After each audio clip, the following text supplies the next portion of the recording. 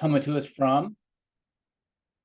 My name's Jason Mark. I'm the editor of Sierra Magazine. I use he, him pronouns, and I'm coming to you from Bellingham, Washington, which is the traditional homelands of the Nooksack and Lummi peoples. And I'm one of the hosts of these Sierra Forums, which is a chance for you, our Sierra Club members and supporters, to learn more about the work that we're doing to protect and preserve lands, waters, and wildlife, to address the climate crisis and accelerate the transition to clean energy, and to ensure that everybody, regardless of race, ethnicity, income, or background, has got access to outdoors. Today, we're going to hear from the leaders of our energy campaigns. We were originally hoping to have with us today Ben Jealous, our executive director. He's really sorry he can't make it and sends his regrets. He had some last-minute travel that got in the way. But unfortunately, we've got a really deep bench here at the Sierra Club of talented, passionate people. And today, you're going to hear from some of our all-stars working on our campaigns to address the climate crisis. You've got our Chief Energy Officer, that's Holly Bender. You've got Kathy Collentine, she's the director of our Beyond Dirty Fuels campaign. We've got Jonathan Leventius, he's our Federal Energy Campaigns Director. And we've got Catherine Garcia, who's our Clean Transportation for All campaign director. We're going to hear from each of them in turn, have a conversation about the work that the Sierra Club is doing, again, to address the climate crisis and accelerate the clean energy transition. That'll be about half an hour. And then we're going to open up to questions because we want to hear from you all, from our members and supporters, and hear what's on your minds. And then there'll be plenty of time for discussion and plenty of ideas about how you can get involved and to sustain this work and to keep it going and growing. I'm going to start with Holly Bender. Holly's amazing. She's been here 16 years. She started out as an attorney in our environmental law program. She headed the Beyond Coal campaign, and now she's the director of all of our energy campaigns here at the Sierra Club. So Holly, I'd just love to hear from you about kind of like really top level of the work that we're doing and how all these different pieces fit together. Thank you, Jason. Hi, everyone. Good afternoon, good evening. Thank you for joining us. Let me introduce myself, and then I would be delighted to orient you all to the exciting work we're doing on our energy campaign. So I'm Holly Bender. I use she, her pronouns. I'm joining you from Madison, Wisconsin, which is the land of the Ho-Chunk people. And I am the Sierra Club's first Chief Energy Officer. It is an absolute honor to join you in this capacity here. As Jason mentioned, I am not new to the Sierra Club. I've been with the organization for more than 16 years, starting actually as an intern, and then starting first in the environmental law program, and then working on our campaigns ever since. And has been an absolute honor of a lifetime to get to do this work at this organization at this time in history.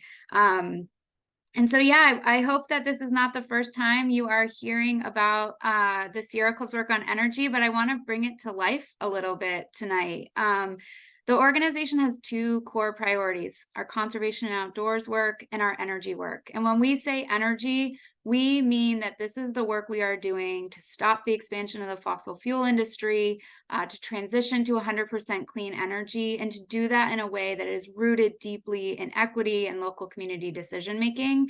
I work with a team of energy directors that are tackling the biggest issues in front of us. 90% of greenhouse gas emissions in the US come from our energy sectors.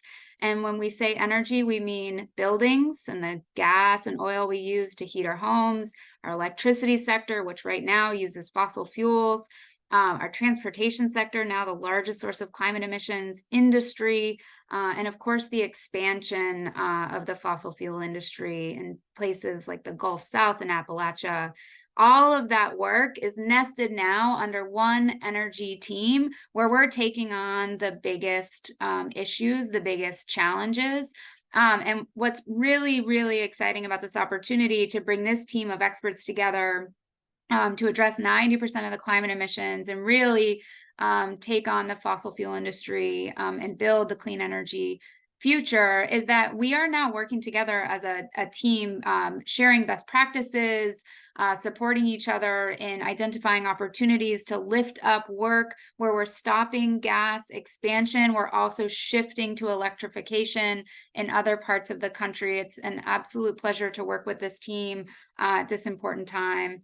I also just want to mention that as we really focus on energy, we are building alongside our partners in the field and our chapters to make sure we're investing deeply. These campaigns are investing deeply in our local infrastructure. This is where the work is. The heart of the Sierra Club, the heart of the opportunity is really at that local level. I'm really proud of the opportunity to invest at the local level across these areas of campaign. So it is a really exciting time to be doing this work at the Sierra Club. And I'm really thrilled that you get to meet a subset of our team here tonight and learn about what we're working on.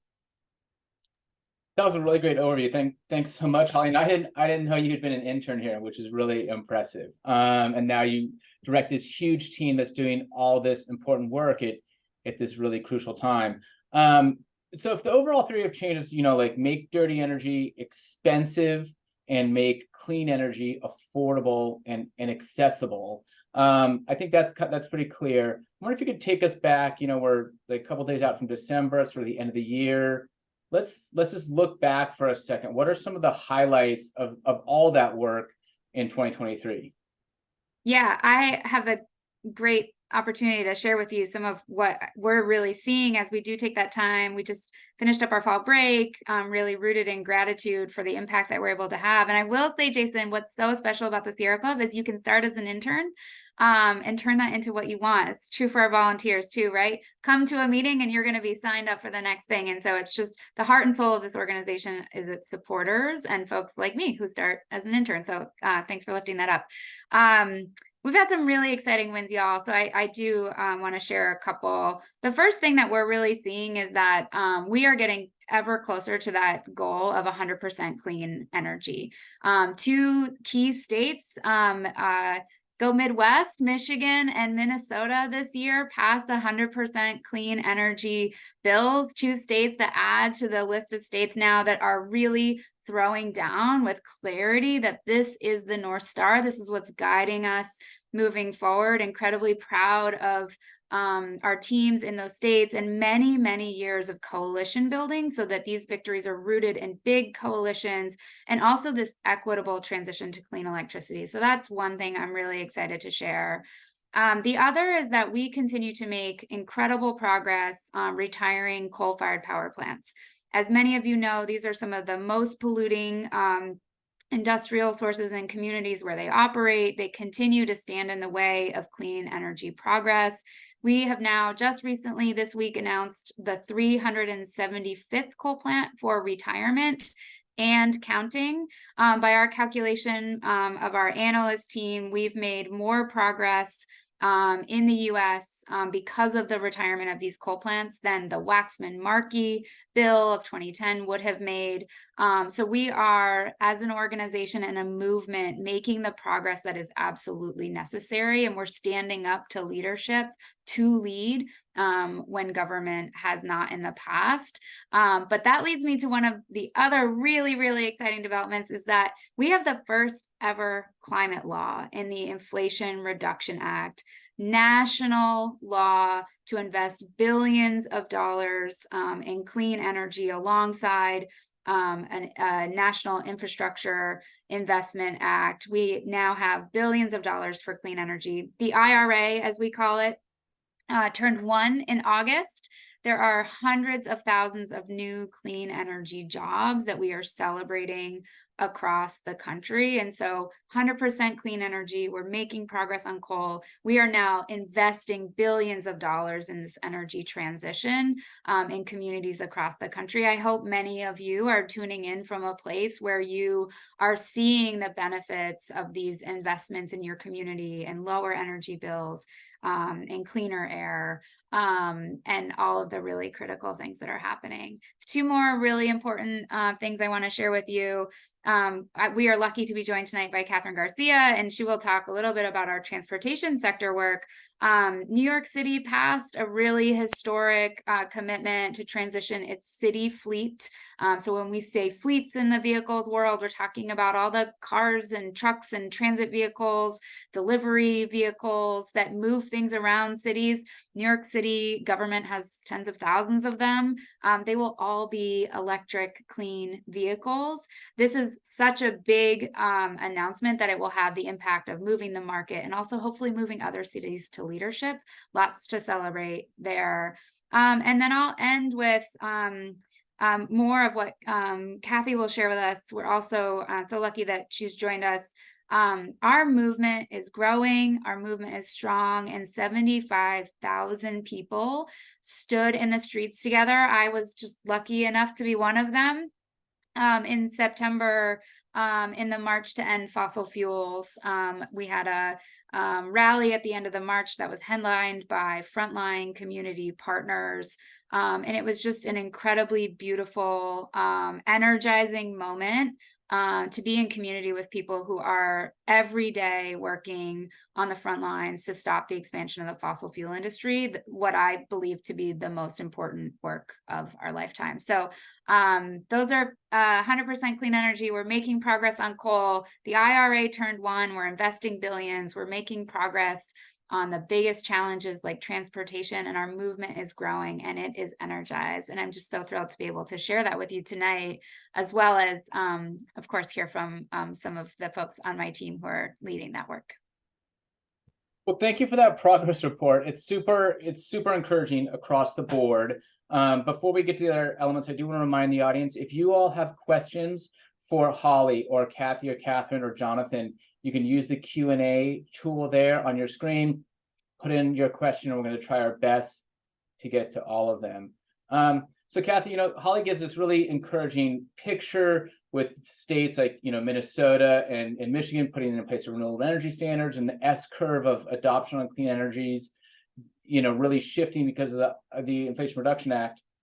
And still this country is pumping a lot of oil and gas out of the ground. And that's what you're working on. I wonder if you could talk about that, and especially talk about, I think, the LNG export boom that we're seeing, or the anticipated boom, and especially how the Biden administration is responding and reacting to that. Absolutely. Thanks, Jason. It's a pleasure to be here.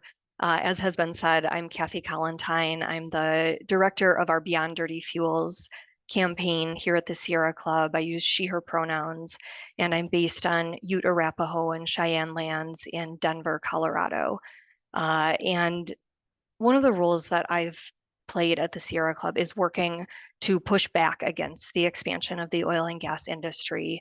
And we do that in a multitude of ways, from organizing on the ground in partnership with both our chapters and staff that live across the country, but also a robust group of coalition partners.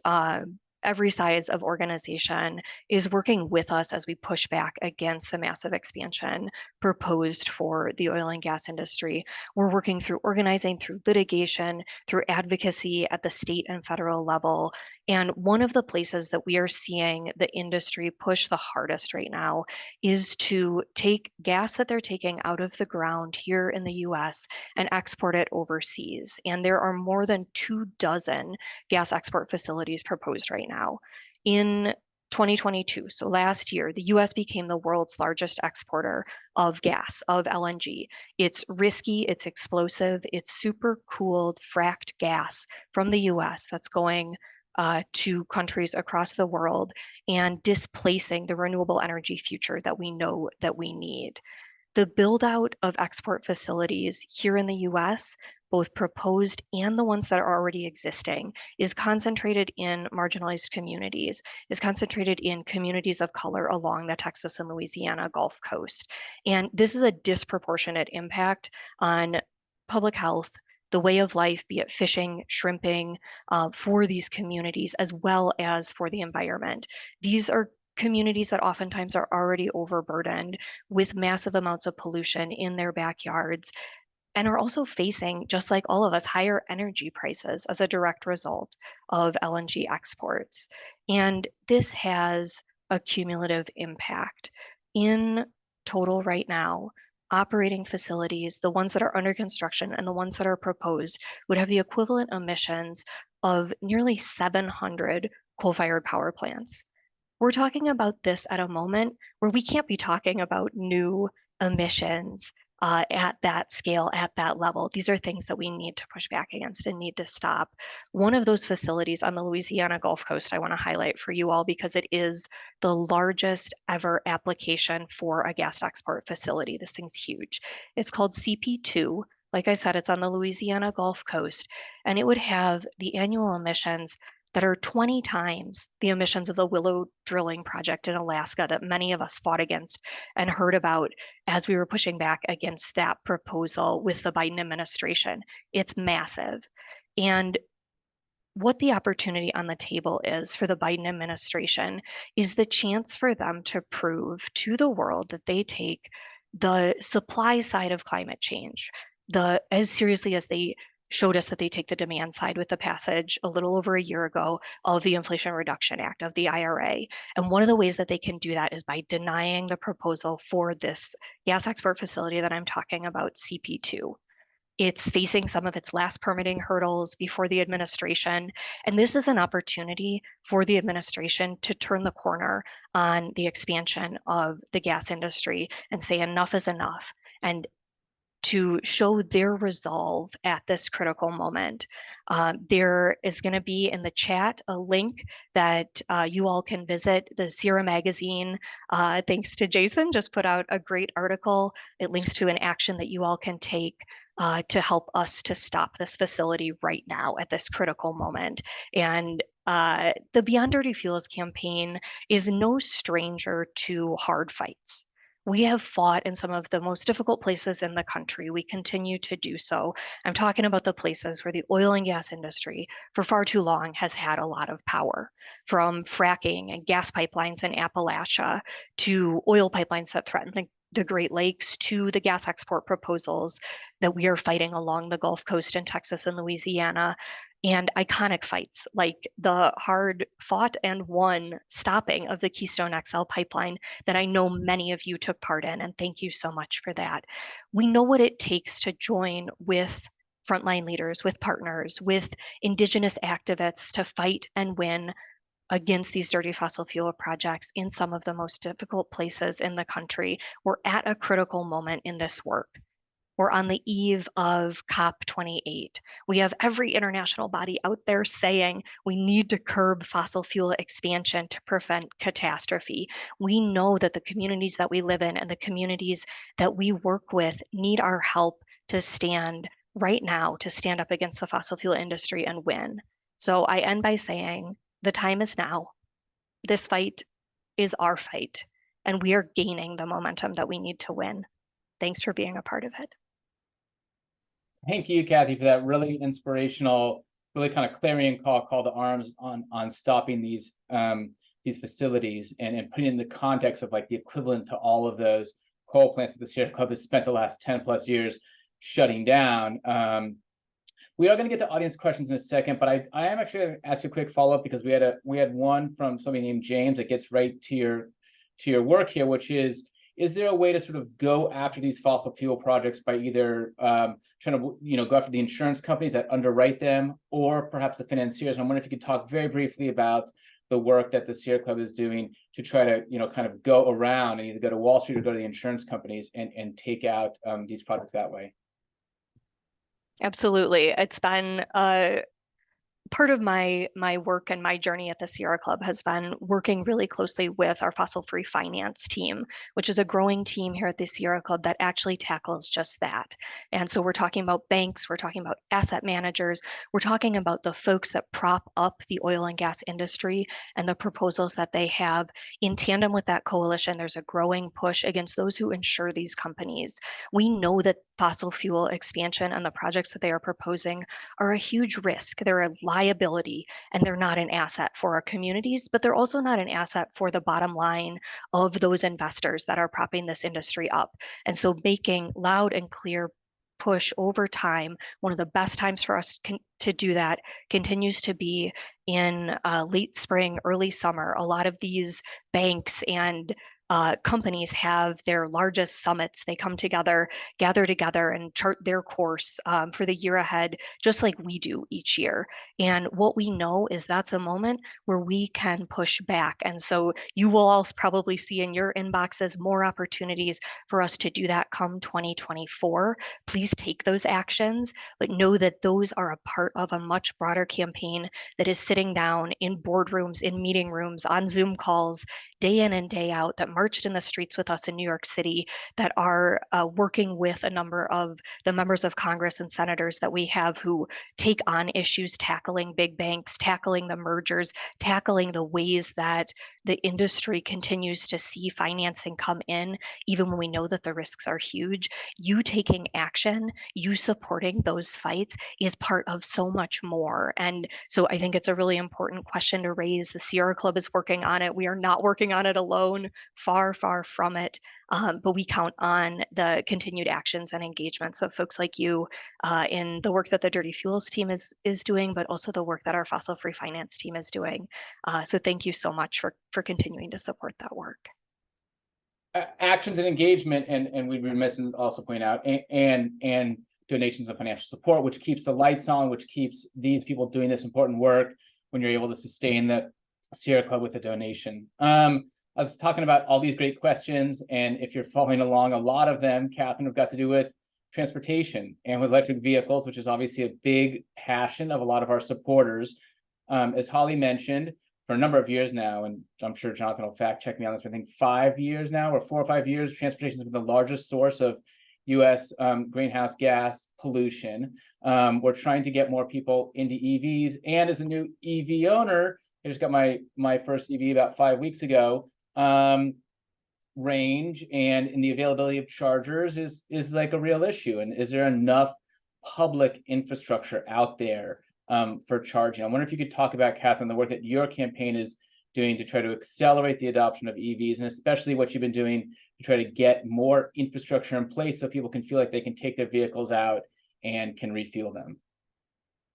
Thank you, Jason, and hello, everybody. I'm Catherine Garcia. I am based in Washington, D.C., that's land of the Piscataway people. I use she, her pronouns, and I'm the director of our Clean Transportation for All campaign. As you mentioned, the transportation sector is the largest source of climate emissions in the U.S.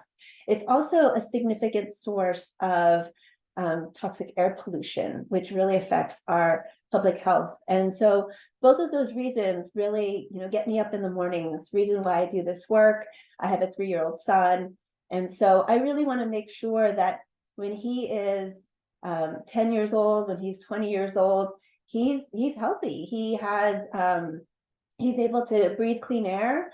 We live in Washington, D.C., which has a lot of trucks and buses, and that really centers the work for me, making sure that everyone across the country can breathe clean air, no matter where they live, no matter where they are. So we need to really rapidly make sure that we have the infrastructure to support more electric vehicles. That's more cars, more trucks, and more buses. And I'm delighted to say that the bipartisan infrastructure law, which just celebrated its 2-year anniversary last month, that's really helping us to build out a reliable nationwide EV charging infrastructure. And through our support of that bill, and also the Inflation Reduction Act, which was mentioned earlier, we are actually really meeting our goals for that infrastructure, and also providing incentives to get more people into electric vehicles. We've actually just celebrated, based on the September sales numbers, we've reached 1 million EVs sold, which is incredible. Year over year, we're breaking sales records in every state across the country. So we're seeing that momentum, and we're delighted to say that thanks to the bipartisan infrastructure law, every state has submitted plans so that they are moving to install EV chargers across the country. That is mostly used for light duty, so for passenger cars and light duty trucks, for chargers along highways across the country, and $7.5 billion is going towards that charging infrastructure. But we are also looking at the investments to make sure that there's charging infrastructure in apartments, in workplaces, in transit hubs. So it's not just for folks that have a garage or a convenient place to charge. It's really opening up the charging accessibility.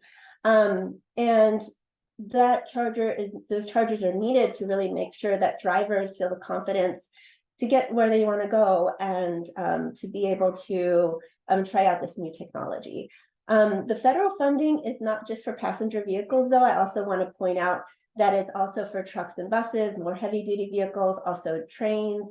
Building out the rail system is super important. And this was historic funding for the Amtrak system. And it's also making it safer for everyone to bike and walk through our communities, which is also extremely important to make sure that not everybody is taking car trips, and making it safer if you don't own a car. You know, really opening up those mobility options is extremely important to our campaign. Some of the other federal funding that's moving through the states right now is cleaning up toxic diesel pollution at ports. And so it's the drayage trucks and technology at ports, which right now is diesel pollution and really affecting communities around the ports. We're also working to expand public transit routes and move to zero emission buses. And then something that's near and dear to my heart, replacing the nation's dirty diesel school buses so that every kid who rides to school is on a clean electric bus. So together with all of these funding pots, we're really working to make sure that there's holistic vision of increasing mobility options and electrifying our cars, trucks, and buses. And we really appreciate your support to continue this work. We leverage our chapter partners who are so engaged in the transportation landscape of their communities, their transportation leaders across communities in our country, and your support really helps us move this work forward. Thanks so much, Catherine. And yeah, thank you so much for calling out that work around school buses, which is so important. You know, I have a school bus, I have a young child parked right in front of our house every morning, belches diesel, all those kids are getting on it. It's really exciting to see that work happening, especially in places like West Virginia, and places that you would not normally think of as you know, early adopters of clean energy. Jonathan, I promise we're going to get to you, but we have a question here that's kind of direct for Catherine, and I think it's on a lot of people's mind. This is from Jaren, and I hope I got your name right there, Jaren or Garen Wagner, who says, if you could just briefly talk about the apples to apples comparison between an electric vehicle and an internal combustion or a fossil fuel driven vehicle. Obviously there's always going to be some trade-offs, the extraction of the critical minerals, but at the end of the day, what really is the apples to apples comparison between an EV and a fossil fuel vehicle? Yeah, so this is something that we're exploring every day, and we're pleased to share that we are founding members of the Lead the Charge Coalition, and that work is really helping us reimagine how the supply chains of vehicles work. So it's not just kudos to these manufacturers that are making an EV, but also making sure that the parts that go into an EV are the most sustainable possible. So that's cleaner steel, cleaner aluminum.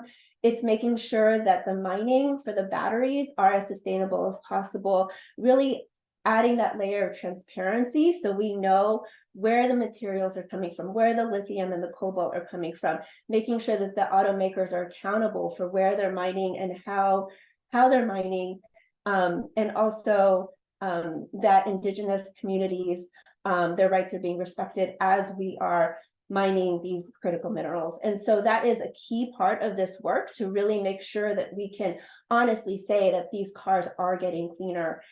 We actually are going into our second year of a scorecard that tracks all of the manufacturers' work on this area. So measuring the metrics for indigenous rights communities, for mining, for cleaner materials.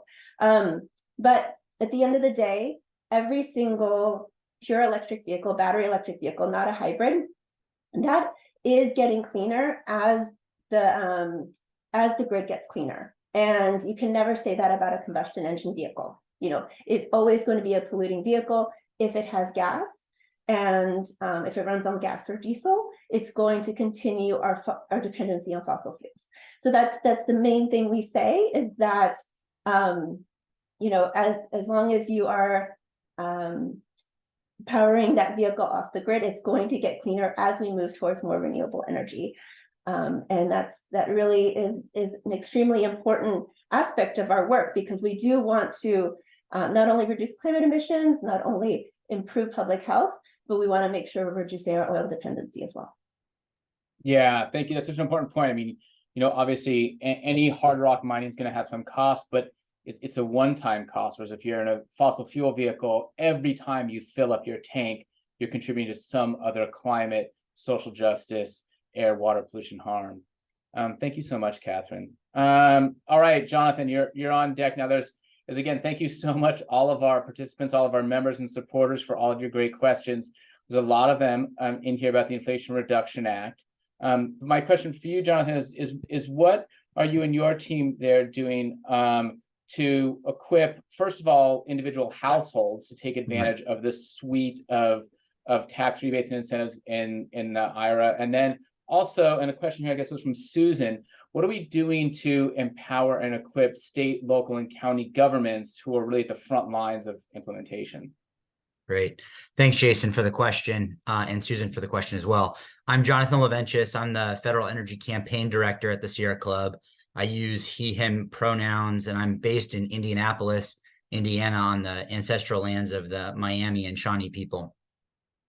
So alongside our partners, we've been working hard to equitably and effectively implement the IRA.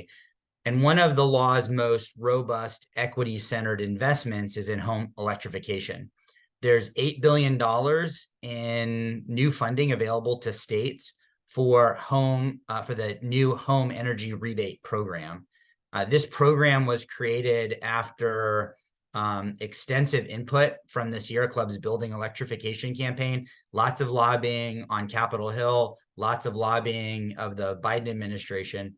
And this new program offers rebates to consumers for appliances like cleaner, safer electric stoves, clothes dryers, and heat pumps used in heating and cooling your home or buildings.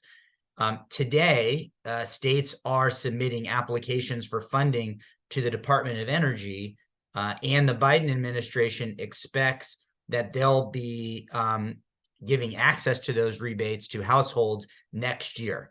So these rebates that we advocated for now in law, now states are making decisions on how to implement those programs at the state and local level. These rebates will save households $1 billion in annual energy costs. It will improve indoor air quality, reduce climate pollution, and importantly, I think it will help transform the marketplace. It will spur new job growth in domestic manufacturing in lots of states that have been left behind for years. So we're working really hard to educate and influence state decision makers. We want them to fully and quickly realize the benefits of home electrification and get those dollars into the hands of consumers.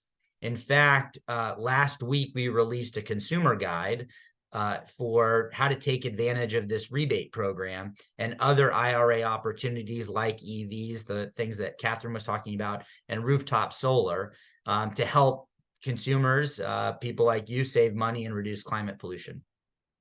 And then importantly, I think we could probably find a link and get this into the chat box, but the Sierra Club recently created a community advocates program that will help train and support volunteers to access federal funding at the state and local level, especially in communities that are most impacted by the climate crisis and pollution. So that community advocates program, Susan, is the right place to start for volunteers like you that want to get involved at the local and state level to really take advantage of the the federal funding offered by the IRA and other federal grant programs. Jonathan, first of all, thank you so much, and thank you for giving people like Susan like really clear tools on how to plug into all of those incentives and rebates from IRA. It truly is, in a way, it's like free money. There's a really good question here, and I'll make sure I get it from Rob, who points out that there's been a couple of attempts now by Republicans in the House to repeal the clean energy provisions of the Inflation Reduction Act. And he says, what can we do to convince Republican representatives to maintain them and to convince them that this is actually a really good idea and in service to their constituents? Right. Super question. I mean, we're finding, Holly mentioned earlier that we have the IRA has helped create, nearly 200,000 jobs across the country, investments in blue states, red states, purple states, and especially in lots of red communities, communities represented by members of Congress that actually voted against the IRA, and yet they're claiming lots of credit for those dollars reaching their communities. It is going to be a risk that these dollars are threatened, and we are working, thanks to the support of our members and supporters, lobbying extensively on Capitol Hill to prevent legislation getting to the president's desk that cuts this funding or prohibits the federal agencies from moving forward with writing rules or guidance to implement the IRA. So that's been an effort we've started. We're also working closely with members of Congress that have seen the light and recognize the benefits of this law and what it means in their communities. So that's clearly something we need to continue doing, and it will happen, I think, all the way up until next year's election. And we're working really hard to make sure those dollars are protected. Can I jump in? So the really fun thing about this is that I am reading all of your questions and I'm seeing so many familiar names. And Rob, I'm going to go out on a limb, but if you are the same Rob, has been a leader for a very long time in Iowa, we need your help. I mean, this is not work that's just happening in Washington, D.C. We need everyone in their communities lifting up and telling the stories of the value of clean energy. And so in Iowa, for example, Iowa has been a leader on clean energy for decades. It has long been one of the only states that gets most of its energy from clean electricity. It's been a leader in wind, and it has been a bipartisan issue to support clean energy in a state like Iowa. It is not a partisan issue in a place where it's allowing farmers to have security where they can have benefits from wind payments and continue to farm their land. And so I'm really excited to see the opportunity for our volunteers and leaders across the organization to actually help us push back on these attempts to weaken the Inflation Reduction Act. This funding will transform communities, and especially those who have been impacted by fossil fuels. There are entire sections of the Inflation Reduction Act that allocate additional dollars to communities that have, either relied on mining or other fossil fuel infrastructure to really take care to live into the value of a just transition in these communities. So Rob, thank you for your question. I hope I'm right that it's you from, joining us from Iowa, a state that has provided so much leadership and is just a perfect example of how we actually need folks everywhere continuing to help us tell the story of why these investments are critical and that we need them to stay. Yeah, thanks so much, Holly, making sure that we all need to be storytellers. Like, I feel like every time I drive my now Ford Lightning F-150 electric pickup truck, I become a storyteller because people want to talk about it. You mentioned Iowa. There's a question here from Joanne about progress in red states. And so I'm wondering, while we're talking about this, Jonathan, if you could expand a little bit also on what your program is doing in rural communities and what are some of the elements of the Inflation Reduction Act that specifically talked about the needs of rural America and especially the role of rural electricity cooperatives. Super. Yeah. Thanks for that question. One more point I forgot to make on the previous question. Even if a state like Florida, for example, in the chat, I see some folks saying Governor DeSantis rejected the money. Big cities in Florida applied and accepted IRA money. So the state may have rejected it, but Miami, Jacksonville, Orlando all accepted IRA money. And that's where we can use help in the Community Advocates Program to get those cities to take advantage of the money. But to your question, Jason, so earlier this year, the U.S. Department of Agriculture announced 2 new programs to spark that clean energy transformation across rural America that you asked about. These programs, one is called the New Era program. It's $10 billion for rural electric cooperatives for clean energy. And then there's $1 billion for to help develop wind, solar, better transmission projects in rural America. These programs were made possible by the IRA, but they were pushed for. They were developed by Sierra Club volunteers and leaders and staffers, and for 2 years worked to develop these programs. So we know that bringing underserved and rural communities, those are the ones that will be most affected by the transition away from dirty energy sources into a clean energy future, is key to defeating climate change. And so these rural cooperatives actually have been very reluctant to adopt reliable and affordable clean energy for years. But using the Sierra Club's power, and we mapped this out, there are over 200,000 Sierra Club members that are co-owners of rural electric cooperatives. We unleashed an effort to pressure their cooperatives to apply for this funding, and they did. 40 states, we had rural electric cooperatives, including Puerto Rico, submitted to USDA applications for 750 clean energy projects, oversubscribed by billions of dollars just for the New Era program. Those 750 clean energy projects represent almost $100 billion in economic development in rural communities. The good news is USDA is going to be picking from these projects in the next couple of months. It's an exciting time for clean energy investment in rural communities. The Sierra Club and our members are in those communities working next to those rural cooperatives that want to take advantage of the money. They want to build clean energy. They want to create the jobs. And this is a really exciting time. And I'm excited that we at the Sierra Club were really essential in making this happen to create this economic opportunity in rural America. Yeah, it's such important work, and such a huge opportunity that's waiting to be converted on. I'm excited about all these questions from you, the audience. You guys are so smart. You're so passionate. Thank you for all these questions. We're not going to get to all 95 of these. We're going to do our best to get to as many of them as possible. I'm trying to lump some of them together. A lot of them do come back to, and I think we'll have some for Kathy for sure, and some for Catherine. Catherine, a lot of people, I know these are 2 separate tracks, no pun intended. I've got some questions about, I think, coming back to rail and what the Sierra Club is doing to promote mass transit. And then a really good question here from Jeff about just increasing EV adoption in rural areas where some of the distances do start to strain some of the, the battery distances. I know those are kind of in different buckets, but I'm wondering if you could address those, Catherine.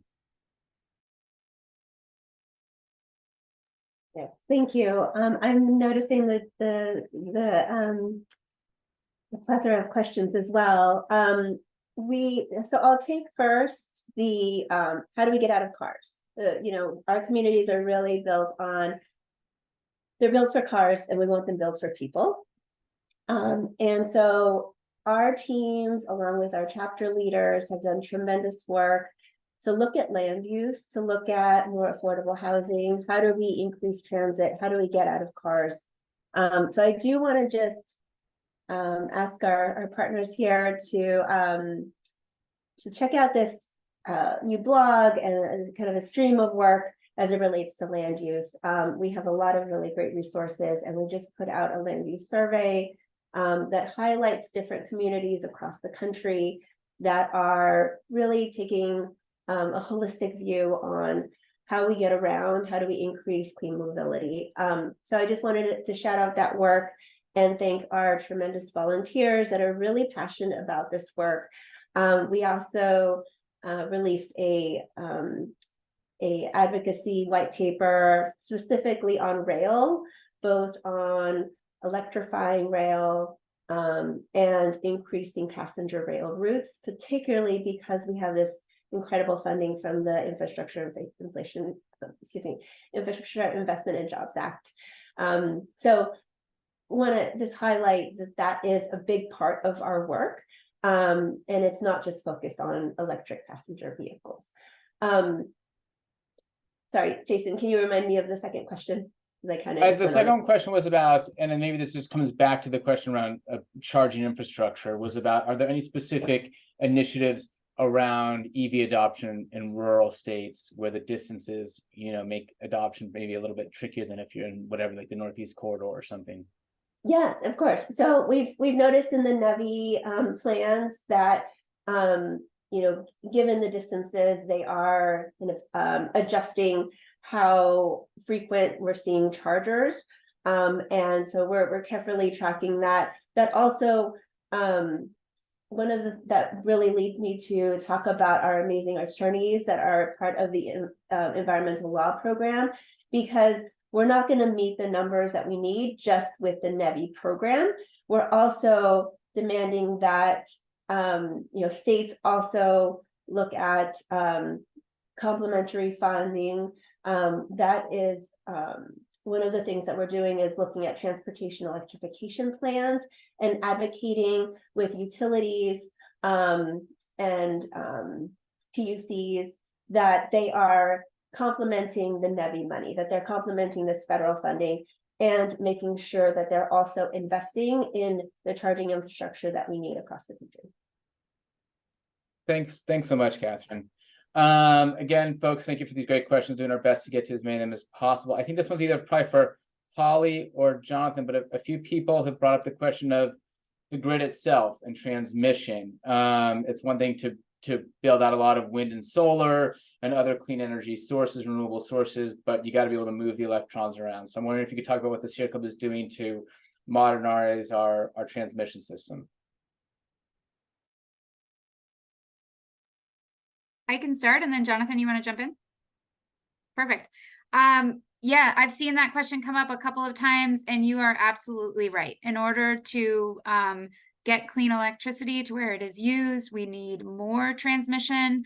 There's some really great studies out there that it's not just more transmission, we actually just really need to think about putting it in the right places. There's a great study by Chris Clack from a couple of years ago that really orients us towards building local community-based clean energy, and then from there working in our communities to make sure it's reliable, and then from there working further out to larger transmission projects. I bring that up because I've also seen a couple of questions here in the chat about community solar, rooftop solar, energy efficiency, and I want to reassure anyone who's wondering if those remain a core part of our toolbox. The answer is absolutely yes. They are more important than ever. And part of what Jonathan was talking about and the Inflation Reduction Act and other things that the Sierra Club has been advocating for is to really unlock rooftop solar, community solar, energy efficiency, home weatherization, and truly all of those tools to reduce our energy demand, to ensure that it is cleaner. So other things that we're doing to focus on transmission, this is where, the energy world gets kind of wonky. We work in regional transmission organizations where rules are made to both facilitate new transmission growth and ensure it goes in the right places and that it's affordable.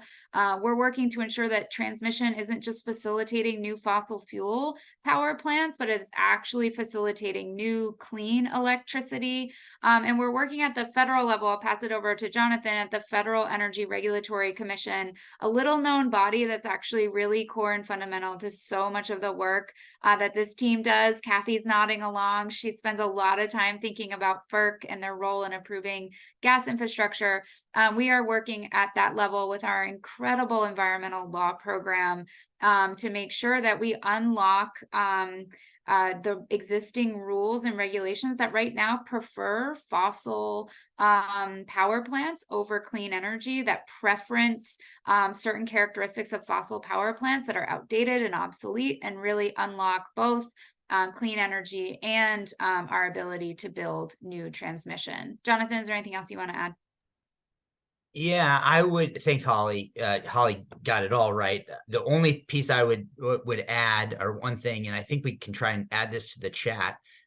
This past summer, a coalition of environmental and environmental justice organizations released a solution set to address the transmission bottleneck and rapidly scale up infrastructure, how to do it equitably. And I think we can link to that white paper in the chat. It provides some actionable steps for policymakers, Congress, the administration, to ensure that that transmission system that we need to update and modernize meets that growing demand for clean energy, but also doesn't impact negatively communities and doesn't erode bedrock environmental laws like NEPA, the National Environmental Policy Act. So we're really glad that the Sierra Club was a part of that effort to create that solution set. And yeah, so I think we'll add that into the chat for folks that are really interested and want to dig deep into this issue. And we can always follow up with folks that have more questions. So we're about to go to the lightning round. We're going to give all of our panelists a chance to answer a question. Before we do that, a couple folks do have questions. I know it's top of mind what the Sierra Club is doing at COP, the UN climate talks that are starting this week in the Petro state of the United Arab Emirates. So Holly, could you just say what we've got going on there at the UN climate talks? Yeah, just a brief word. I think our team left today. At least some of them will be represented there by Eva Hernandez, the managing director of Sierra Club, Sherelle Blazer, our international lead, and a few other folks, including Ross McFarland from the Sierra Club's board.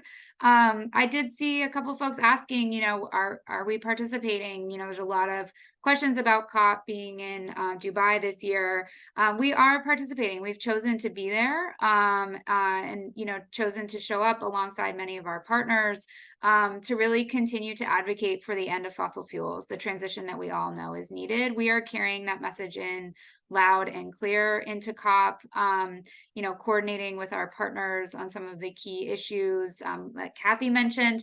For example, one of the big issues we face is that the gas produced in the US is being exported internationally. There's some really rich and robust conversations to have there, and then to continue to really focus on the fact that the impacts of climate change are not felt equally across the world, and that some of the most significant harmful and dangerous impacts are experienced by the people living in places that are least responsible for the emissions. And so the Sierra Club continues to be a partner to ensure the equitable approach to addressing climate change and mitigation and remediation of damages. So I'm really proud to be part of an organization that is sending folks recognizing and totally appreciating the challenges of the location, but also knowing that these are moments not to miss when the clock is ticking on really meaningful climate action. And I'm really glad that we're participating this year. Yeah, I'm glad, super glad as well. We're gonna go to the lightning round. I just want to assure everybody there's been lots of comments or questions in the chat, like, are there going to be other resources, fact sheets, toolkits? Yes, yes, yes, for sure. You'll get an email in the next couple of days that will provide you plenty of resources and tools to continue this work. Real quick, then our lightning round, which is, and this is going to be like a minute or less to each of you. What's something that you're looking forward to or looking at is on your radar screen in 2024? And then how can our donors and our members help your team advance the work? And how does our members and supporters' financial contributions and financial generosity impact your work? So a minute from you each, and let's start with Kathy. Thanks. So the next year is critical. We have just under 12 months left in the first term of the Biden administration. And on the oil and gas fights, there are three critical fights where the administration can show their commitment to stop the expansion of the industry. I already spoke about CP2, the Gulf Coast expansion of gas exports, but the ones that I want to highlight here are in the Midwest. There are two oil pipelines. One you've heard of, the Dakota Access Pipeline in North Dakota. There's an opportunity to take action to stop that pipeline. It's already operating. We want to see it shut down, and we have an opportunity to do so between now and December 13th. We'll put that in the chat. The other one is Line 5 in the Great Lakes of Michigan and Wisconsin, and your support of litigation, of organizing, of federal advocacy on these infrastructure projects and more continues to be as important as ever. We can't build the movement without you, and it's a vibrant movement. We want you to be a part of it. We'll give you some opportunities on those two oil pipelines, and I hope you'll join us to put that needed pressure on the Biden administration to say now is the time. We need you to step up and stop the expansion of the oil and gas industry. Thanks, Kathy. How about you, Jonathan? Lightning round. Oh, sure. So in the coming weeks, the Biden EPA will finalize new rules to limit life-threatening soot pollution from coal plants. This is good news. We can take some action asking the president to follow the advice of public health experts and set the strongest standards possible. But there's more good news. In 2024, the Biden EPA will finalize about a dozen rules that will cut even more power plant pollution. And many of these rules have been delayed or stalled for years, but in 2024, with your continued support, we'll get the Biden EPA to complete them, get them over the finish line so we can finally put an end to power plant air and water pollution that has sickened our communities for decades. But once these rules are finalized, we know that industry will be pushing to roll them back. So we need to protect them before Congress. We need to protect them in the courts. That support for our federal advocacy, the support for litigation is critical. Our staff and volunteers will then need to take those protections and make sure they're enforced by states and the EPA. So that field work, that organizing work is also critical, and your support would be greatly appreciated. Thanks. Thanks, Jonathan. We'll go Catherine and then Holly. Great. Thanks, Jason. So at the very beginning of the Biden administration, the EPA set short-term vehicle emission standards.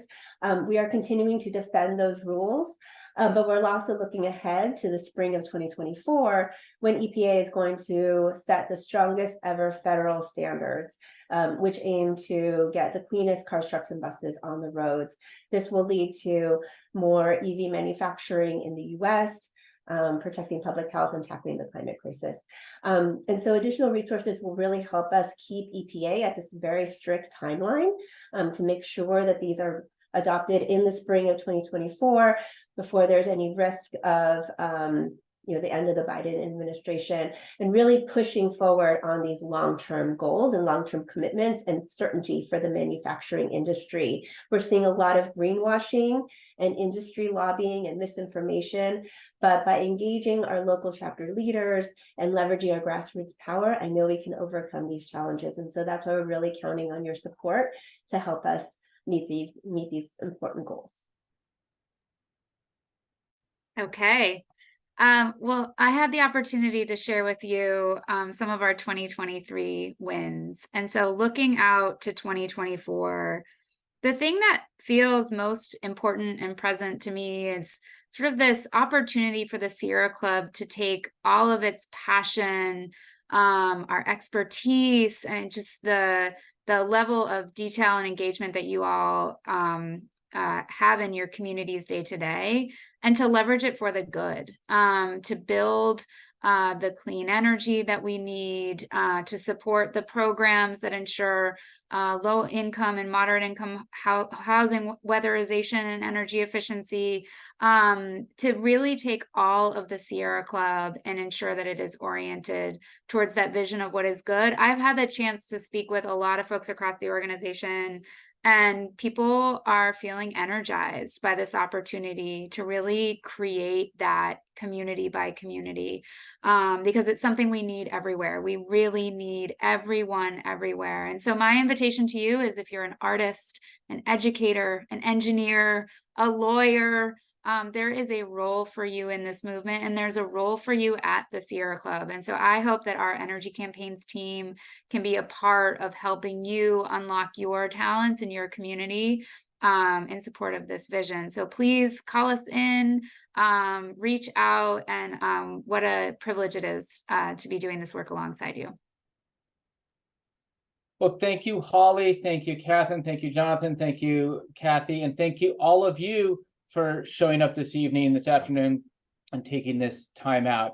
I just want to say, whether you're engaged in your local chapter, your local Sierra Club group, a campaign, no matter what it is, whether you take action from home through your passion, like Holly was saying, your contribution really matters. Your energetic contribution matters. Your financial contribution really matters. It helps keeps the lights on here. It powers our work. It allows all these passionate, amazing people to do their work. If you're interested in financially supporting the work that we do here at the Sierra Club, please reach out to Shabina Ball with our advancement and fundraising team.